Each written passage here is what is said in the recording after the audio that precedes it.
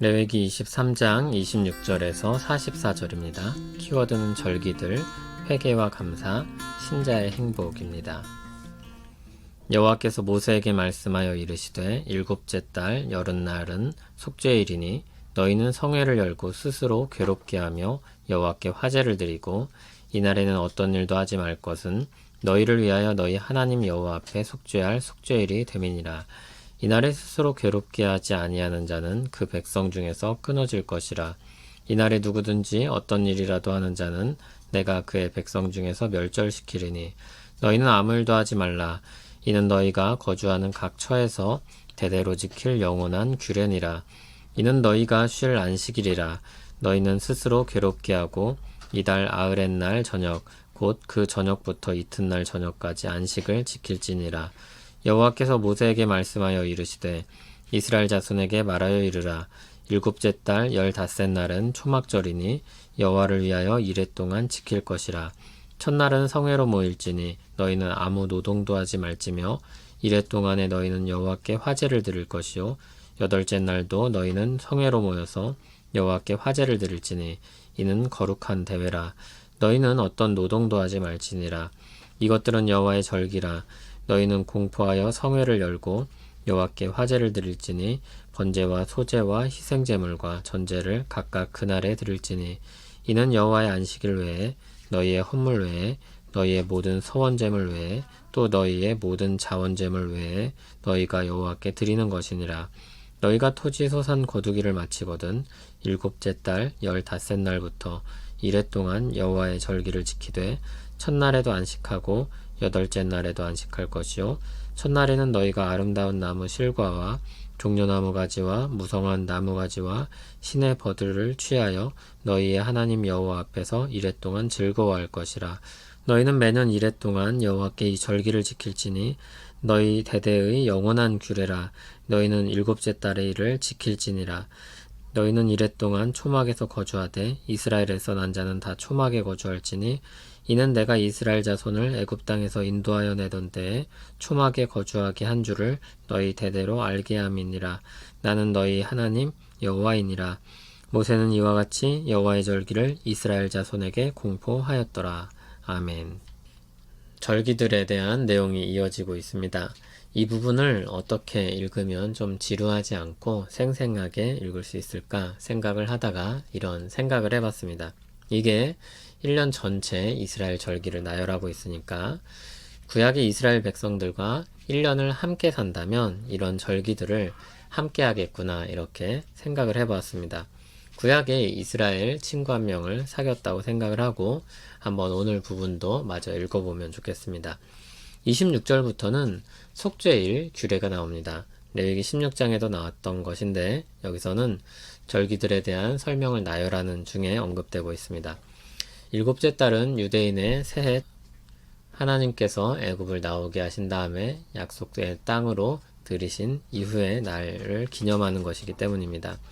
하나님이 구원하신 후 새로운 출발을 한 다음에 무엇을 하게 합니까? 영적으로 새롭게 하는 속죄일을 지키게 합니다. 순서는 항상 하나님의 구원이 먼저이고 그 다음이 회개와 새로운 삶입니다. 이날엔 27절을 보면 스스로 괴롭게 해서 화제로 제사를 드리라고 했습니다. 제사 형식만 갖추면 되는 것이 아니라 애통하는 마음으로 이 규례를 지켜야 하는 것입니다. 32절을 보면 이달 아흐렛날 저녁부터 라고 했는데 아흐렛날은 아홉째 날을 가리킵니다. 아홉째 날 저녁부터 다음날 저녁까지입니다. 33절부터는 초막절이 나옵니다. 다른 이름으로는 장막절 또는 수장절입니다. 초막은 초가집 할 때처럼 한자로 풀초를 써서 작은 집 또는 임시 처소를 가리킵니다. 장막은 천막 또는 텐트를 가리키는 말로 유목민이나 군인들이 사용하는 이동 처소를 가리킵니다. 여기서는 둘 다 같은 의미입니다. 42절에 나오는 것처럼 초막 또는 장막에 지낸다고 해서 초막절 또는 장막절이라고 부릅니다. 또 농사를 마무리하고 추수한 것들을 모은다고 해서 수장절이라고도 부릅니다. 39절을 보면 이 날을 지키기 전에 수확을 모두 마쳐야 했습니다. 이날은 속죄일 5일 후에 시작해서 이레 즉 일주일 동안 지켜졌습니다. 아무 일도 하지 않고 매일 화제를 드리면서 매일을 안식일처럼 일주일을 보냅니다. 그리고 여덟째 날엔 성회로 모입니다. 43절을 보면 일주일 동안 이렇게 초막에서 지내게 하는 의미를 알려줍니다. 하나님의 구원과 인도를 알도록 하기 위함입니다.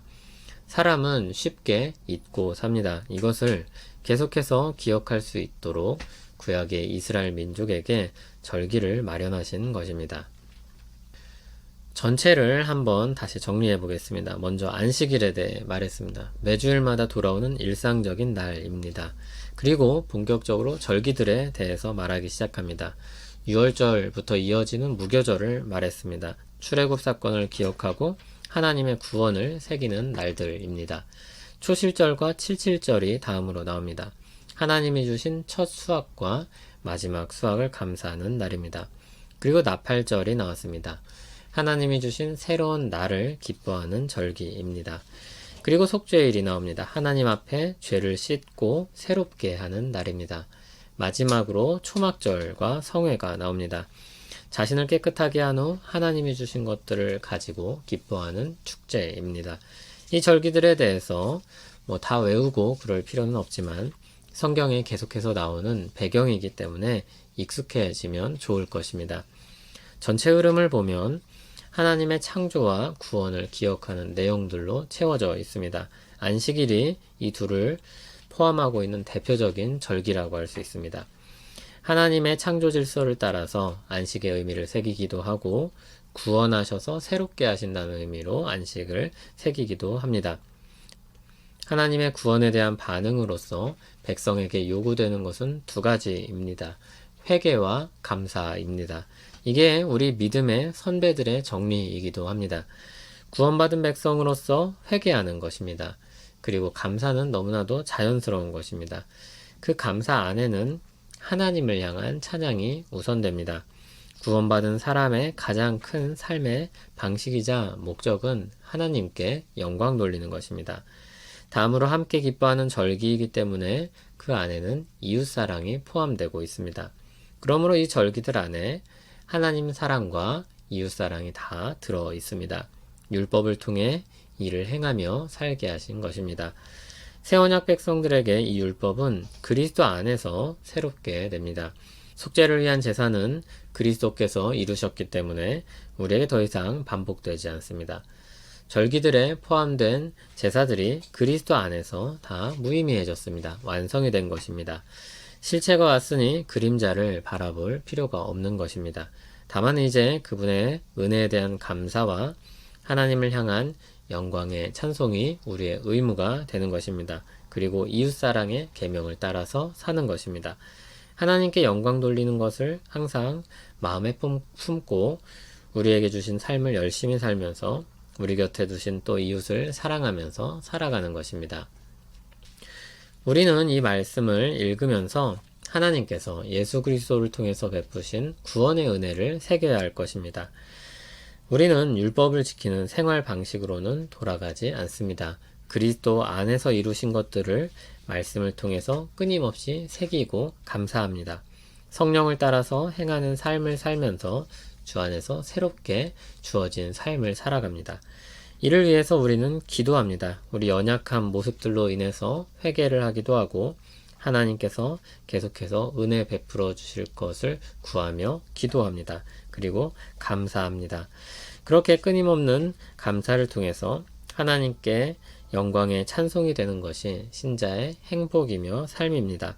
이 행복을 놓치지 않고 사는 우리 모두 되기를 바랍니다. 우리를 구원하신 하나님의 은혜를 찬송합니다. 우리 죄를 위해 십자가를 지신 주님을 찬송합니다. 우리 마음에 하나님의 법을 두고 살게 하시는 성령님을 찬송합니다. 우리 모든 삶이 하나님을 향한 감사의 삶으로 채워지게 하시고 하나님께 영광 돌리는 삶이 되게 하옵소서. 그 안에 담긴 행복을 누리며 살게 하옵소서. 예수님 이름으로 기도합니다. 아멘.